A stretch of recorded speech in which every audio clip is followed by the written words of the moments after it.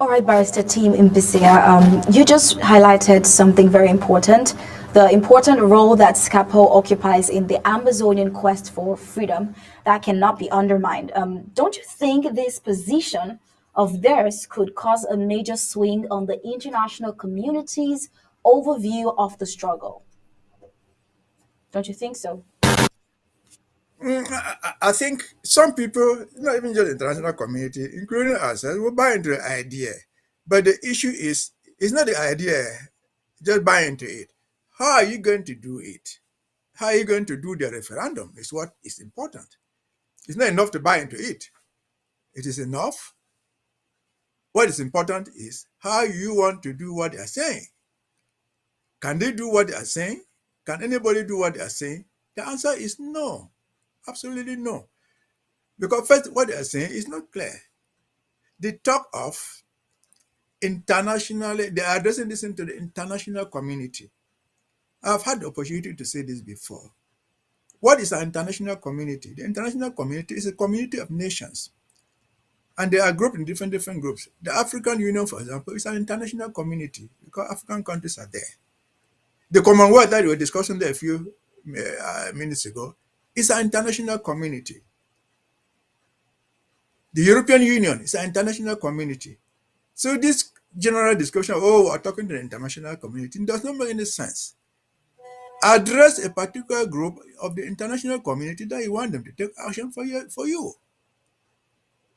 In our own case, it will be very good, recommended that we don't talk about international community. We talk about the United Nations because only the United Nations has something to do about it.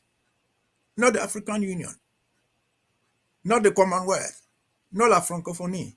No, they can come to support. But our issues are based uh, on the United Nations, which is just part of the international community. So when we address our issues, we should not talk about international community, but we should talk specifically about the United Nations, if that's what we want from them, or any other group that we want to address. If it is the Commonwealth, fine. If it is the African Union, we'll call them by their name. Because calling it international community addressing nobody. Who is called international community? There's nothing like that. And so again, from there they proceed and insist and continue to write.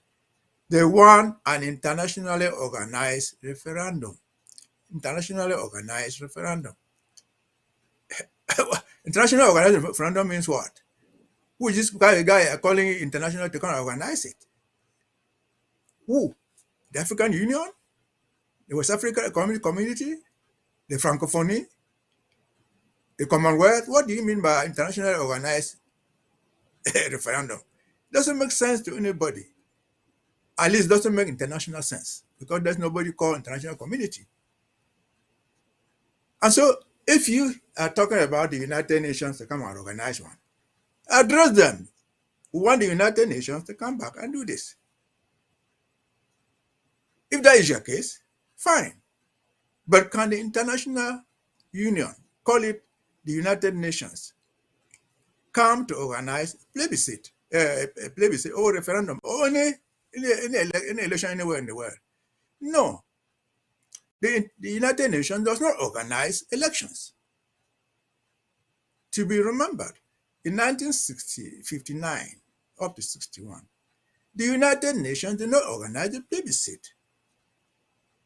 The plebiscite was imposed on us as recommended by the administrative authority, the UK. They are the one who requested a plebiscite, not the United Nations. And the United Nations in General Assembly Resolution 1352 recommended the administrative authority to organize a plebiscite to be supervised by the United Nations. And so the United Nations does not organize referendums. It does not organize plebiscites. It does not organize presidential election, anything in the world. They don't organize it because too much goes into organization. Again, as they put it there, they want the international community to come and organize a referendum exclusively for Ambazonians. Easier said than done. Exclusively for Ambazonians? Yes, that's what we've been saying.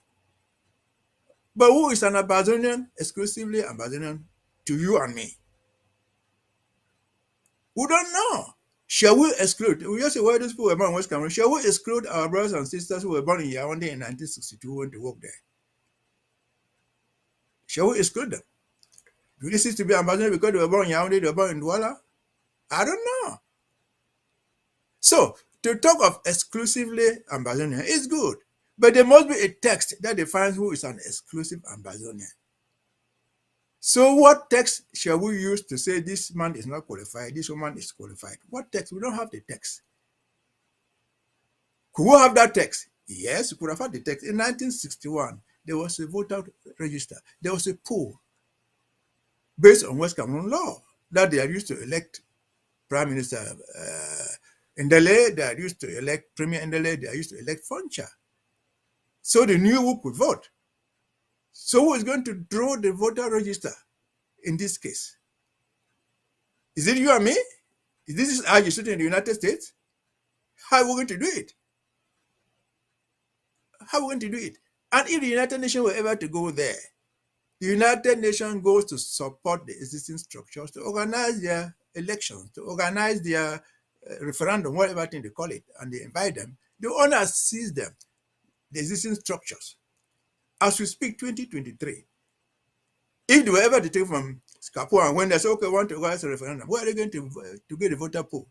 They are going to take the election register from Elekam. That's what we had the elections in Cameroon for the past 10, 20 years. They will take from Elekam. Does Capo, the writers of the document, believe in the election register put Abbas Elekam of CPDM? How would they do it? How would they come to organize an internationally supervised elections? You and me, can we go and organize one now? With Lele Afrique in Bamenda, Okana Bila in Boya, the duos and the superface and the villages everywhere, and the appointed CPD administrators there. Can you organize one? It's totally impossible.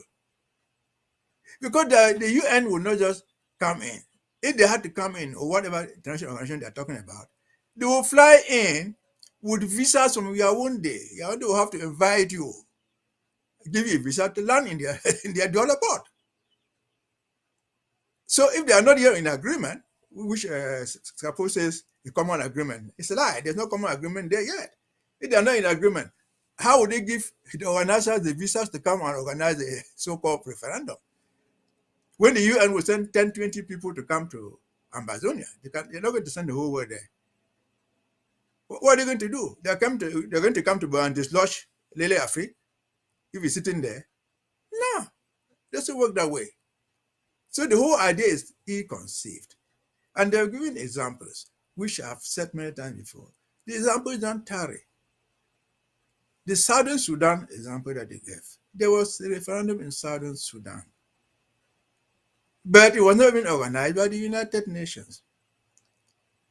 It was organized by the Southern Sudanese Autonomous Government that they had had for 6 years, from 2005 to 2011.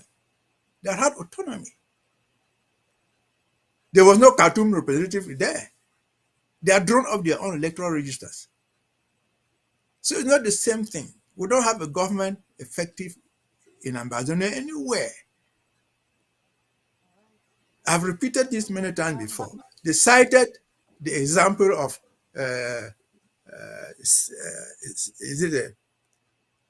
they've cited so many examples. They cited Quebec.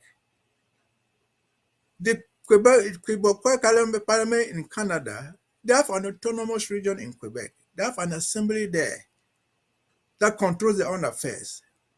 They are the one who organized the referendum there. They didn't ask the United Nations to help them. They didn't come there. They talked about Algeria. There were 2 referenda in Algeria, none of which was organized by the United Nations. The first referendum was organized in France only because until then, France considered Algeria as part of France. France d'outre-mer, France overseas territories. And they were just considered as a region of France. And so in 1961, they organized a referendum purely for the French people in France. And what was the question? Would you like Algeria to get independent and leave this union? Exclusively for the French people. And they voted yes. Then they organized a second one exclusively for the Algerians. That was organized by Paris. Would you like to go and form your own India and get your own country under these terms 1, 2, 3, 4? And the Algerians, they voted there. Who controlled the polls? Who controlled the electoral registers? They were the French and the Algerians themselves. So this idea of a common agreement that can be put is just not right. It's wrong. And again, they said, subject to joint recommendations of Southern Cameroon and the Republic of Cameroon to the United Nations. Joint report? Who was the consent of Yaoundé for you to talk about a joint report to be issued to the United Nations? And to what United Nations are you talking about? We have forgotten to understand how the United Nations works. Yes, we write letters to the Secretary General. The Secretary General of the United Nations is the chief of the Secretariat. He is not a member of the United Nations. The Secretary General or the Secretariat exercises rights. They execute, they enforce resolutions of the United Nations. Yes, the Secretary General can make a report, but the United Nations as a body must speak for them to take action. How do they speak? United Nations speaks in the form of resolution. They will resolve, like they resolved in 1608, like they resolved in 1352. That okay, we'll resolve. This is the position of the United Nations. Go and organize a plebiscite under, and we shall send supervisors. Then the Secretary General will act on that. They have spoken. They resolve to admit the Republic of Cameroon as member of the group. The Secretariat, under the Secretary General, will create an office for them. They will have a place for the embassy, and so on and so forth. So the United Nations speaks through resolutions. And resolutions are passed by member states. Right now, if you ask Capo, where is the United Nations in this struggle right now as we speak? They have not taken any resolution on it. They have not taken any position on it. So how are you going to get them involved? Only a member state can go there. Does Capo have a single member state of the United Nations who will sponsor our case for them to resolve by resolution?